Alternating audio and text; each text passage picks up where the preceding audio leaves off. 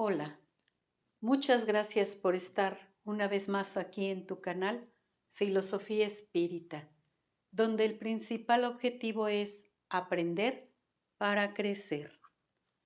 Ella siempre iba al cementerio a llevar flores a una tumba. El día era lluvioso y frío. Veía a un hombre llorando con flores en la mano y esa escena se repitió en su mente durante 20 años. En esta interesante psicografía, Claudia nos comparte su historia. Abre tu mente, abre tu corazón y que esta historia provoque un cambio en ti.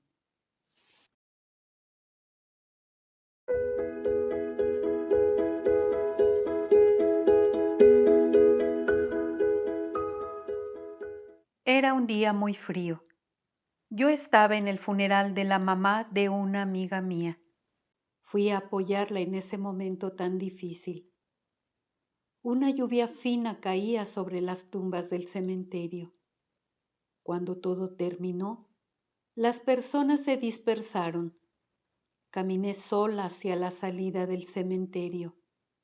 Iba pensando en las cosas de la vida. Yo tenía 49 años. Mis papás ya habían fallecido y nunca me casé. Sentí necesidad de un café caliente. Seguí caminando y pensando. Fui profesora. Enseñé a tantos niños y ninguno de ellos fue mi hijo. ¿Por qué será que no tuve hijos? Antes de salir del cementerio, vi a un hombre que lloraba ante una tumba. Traía flores en la mano. Me detuve y me quedé mirándolo. Sentí compasión por su dolor. Él se dio cuenta que lo miraba. Vino hacia mí y me dijo que sentía mucho mi pérdida. Le expliqué que estaba ahí por la madre de mi amiga, que había dejado la tierra para regresar al hogar espiritual.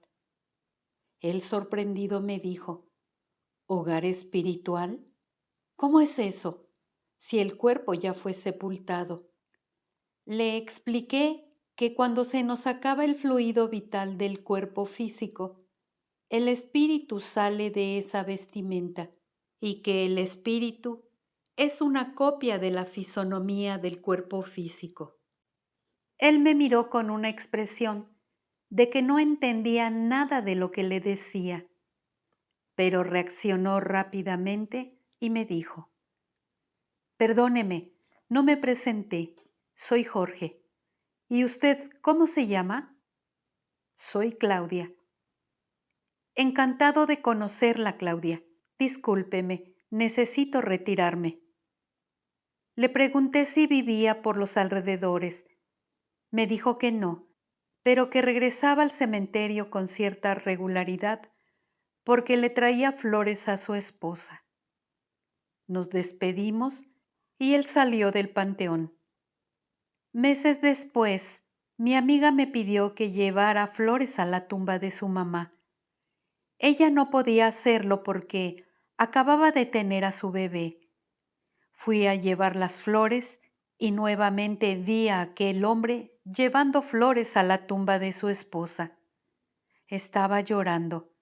Era la misma escena de unos meses atrás.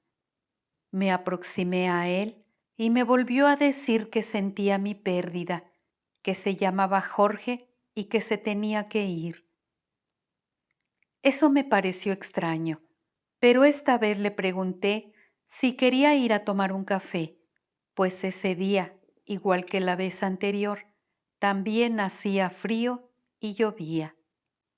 Él aceptó ir a tomar un café, pero cuando estábamos llegando al portón del cementerio me dijo, discúlpeme, me tengo que ir. Fue un placer conocerla. Y se fue. Yo solo pensé, pobre, no ha superado la muerte de su esposa. Qué hombre tan extraño. Siempre repite lo mismo. Me gustaba caminar y caminaba grandes distancias. Mi casa estaba lejos, en una zona rural. Ahí tenía una huerta y me esmeraba cuidando lo que ahí cultivaba. Y como vivía sola y disponía de tiempo, iba con regularidad al cementerio a llevar flores a la mamá de Sara. Sorprendida, me di cuenta que siempre sucedía lo mismo. Veía a Jorge llorando en la tumba de su esposa, con flores en las manos. Empecé a hacerme preguntas. ¿Por qué volvía a repetirse esa escena? Ese día observé a dos mujeres que conversaban.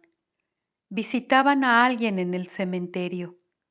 Una de ellas dijo: siempre que vengo al panteón, veo a ese hombre con flores en las manos y a otra mujer conversando con él.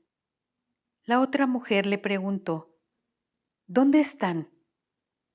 Allí. Pues ahí no hay nada. Yo no veo nada. Y es mejor que nos vayamos, porque debes estar viendo tus espíritus. Pues sí, aquí en el panteón hay muchos. ¿En serio?, preguntó la otra mujer.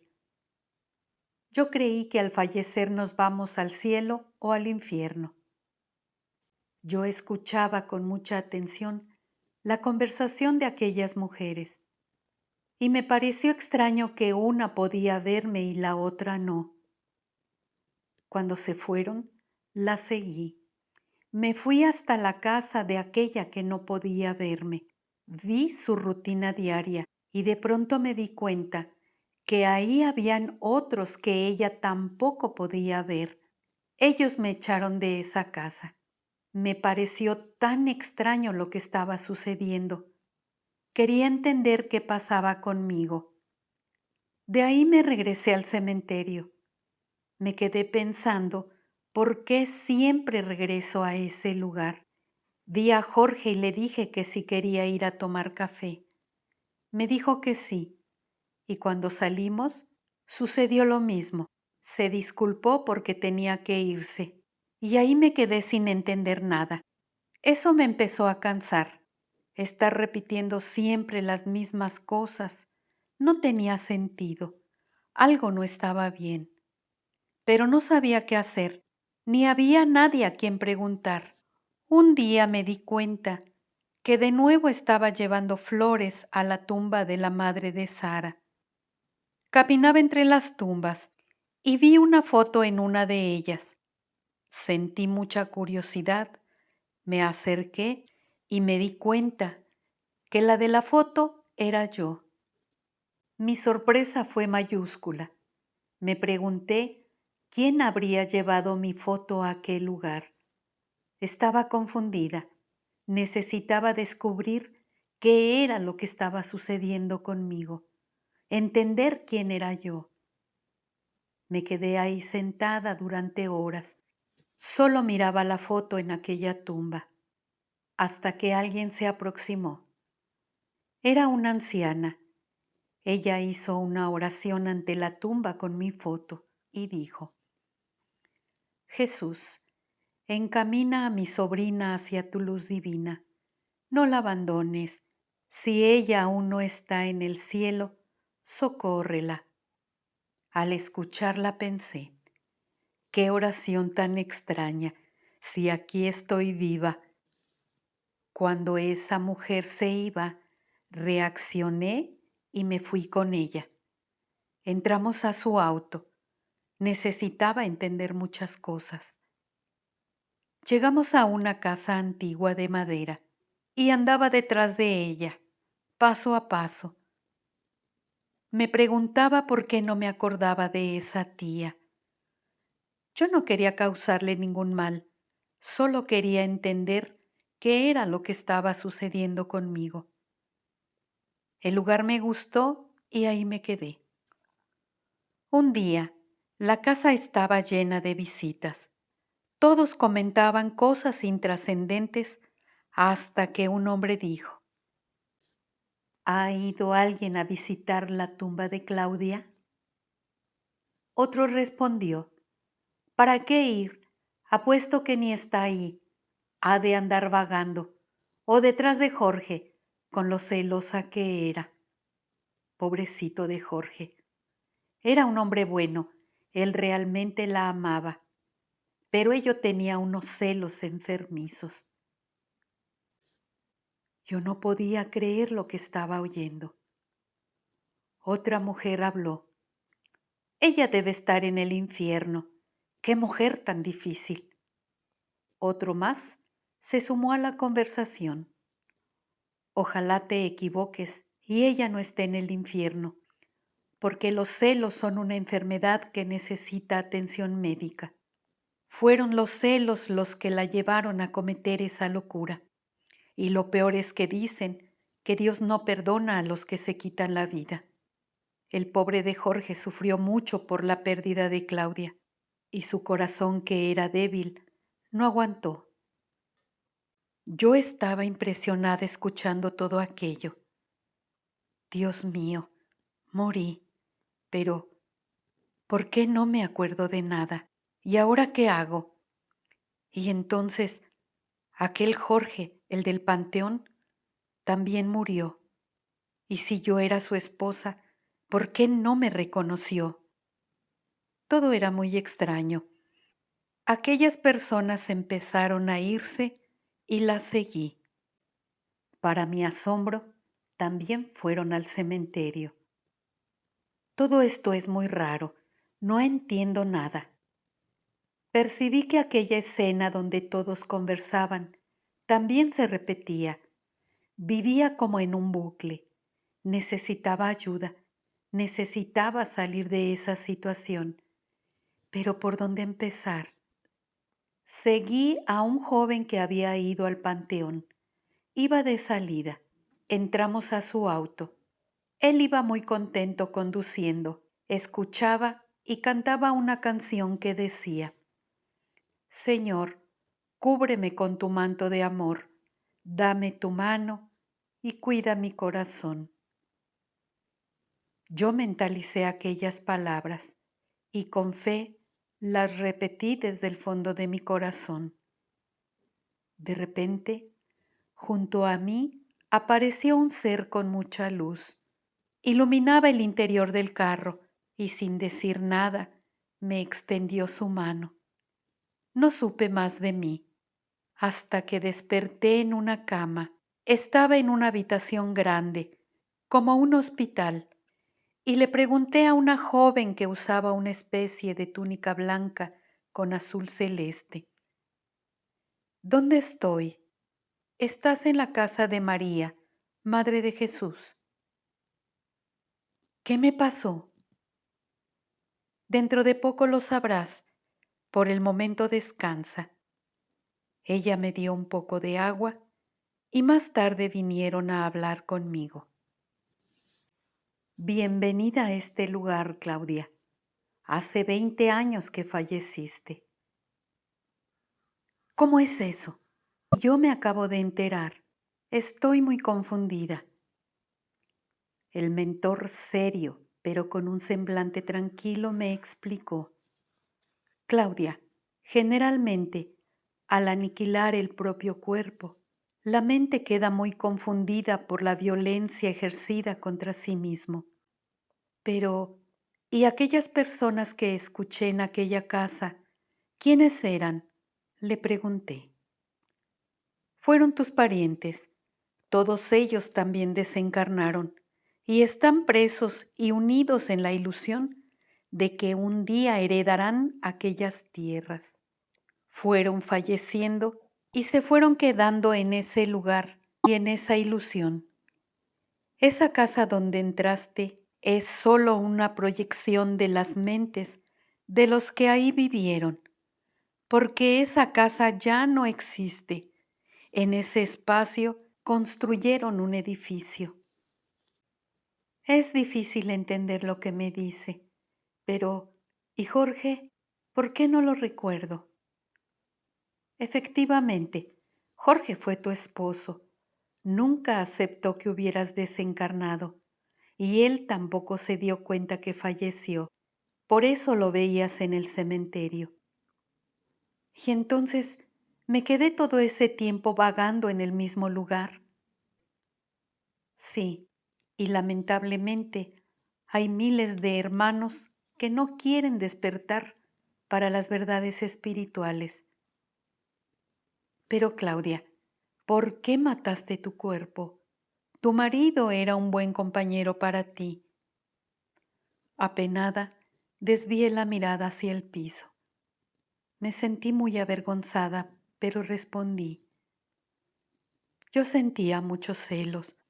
No me gustaba que se perfumara tanto para ir a trabajar. Tampoco me agradaba que sonriera a sus compañeras de la oficina. Yo lo quería solo para mí. ¿Y por eso chocaste tu auto contra aquel árbol? Sí, pero yo no quería morir. Yo solo quería llamar su atención, que estuviera cerca de mí por más tiempo. Claudia, a esta colonia llegan todos los días miles de personas en una situación semejante a la tuya, y al igual que ellos, te encontraste con la realidad de que la vida no acaba aniquilando el cuerpo físico. Y eso es muy doloroso por las consecuencias que ese acto de mente dejará en el cuerpo espiritual. ¿Dónde está Jorge?, le pregunté. Él está en otra colonia. Él no se quitó la vida, murió de muerte natural, pero se quedó vagando durante algún tiempo porque estaba preso en el dolor y por no aceptar que moriste. Él te amaba. Hoy está bien. ¿Puedo verlo? No. Primero necesitas aprender a equilibrarte, aprender lo que nunca pudiste hacer mientras estuviste en la carne. Aquí en la colonia tendrás todo lo que necesites para fortalecerte. El tiempo pasó. Me tomó años armar el rompecabezas de mi vida, de cuando estuve encarnada. Qué locura cometí al chocar mi auto contra aquel árbol. Y luego todo ese tiempo vagando en el cementerio, con mi mente desconectada, mezclándose con escenas de otras vidas, sin saber quién era. ¡Qué locura! Me di cuenta que fuera del cuerpo físico podemos recordar otras vidas pasadas, y todo era muy confuso, porque mi mente estaba desequilibrada. Por eso no reconocí a Jorge cuando nos encontrábamos en el cementerio. El accidente me provocó graves lesiones en el cráneo. Eso repercutirá en mi próxima encarnación. Los celos me hicieron cometer esa locura contra mí misma y me preguntaba cómo iba a resolver todo eso. Años después hubo una reunión. Ahí estaba yo, junto con otras 3 mujeres que cometieron la misma locura. También estaban nuestros mentores. Planeamos nuestra reencarnación. Necesitábamos reparar nuestros errores, aprender a lidiar con las emociones. Entre las 3, decidimos quién reencarnaría primero. Isaura sería nuestra madre. Marcela y yo seríamos sus hijas. Las 3 interrumpimos nuestras vidas por desequilibrio emocional. Las 3 tendríamos algún problema de origen cerebral. Nuestro paso por la vida sería difícil, de mucho esfuerzo. Necesitábamos reparar en un nuevo cuerpo las deficiencias que causamos a nuestro cuerpo espiritual. Ellas 2 ya reencarnaron y es mi turno. Este es el motivo por el cual me permitieron contar mi historia. Hoy reconozco que el amor de Dios es infinito. Él nos ama incondicionalmente. Gracias por escucharme, Claudia. Yo soy Carmen Cervantes. Muchas gracias por tu atención. Hasta la próxima.